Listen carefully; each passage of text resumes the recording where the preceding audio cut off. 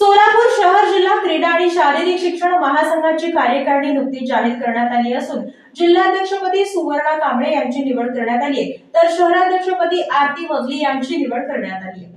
हरिभाई देवकांड प्रशालेत शहर आणि जिल्हा क्रीडा आणि शारीरिक शिक्षण शिक्षक महासंघाची सभा झाली। या सभेत नूतन महिला कार्यकारिणी निवडण्यात आला।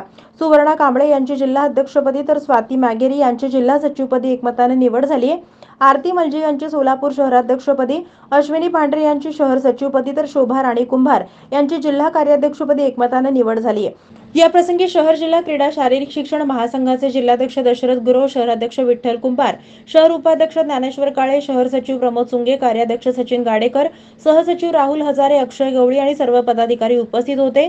यावेळी शहर जिल्ह्यातील 23 महिला क्रीडा शिक्षिका उपस्थित होत्या। उपस्थित महिला शिक्षकांमधून नूतन कार्यकारिणी गठीत करण्यात आली। राज्याध्यक्ष शरदचंद्र धारूरकर यांनी शुभेच्छा दिल्या। जिल्हाध्यक्ष दशरथ गुरव, शहराध्यक्ष विठ्ठल कुंभार यांनी मनोगत व्यक्त केलं।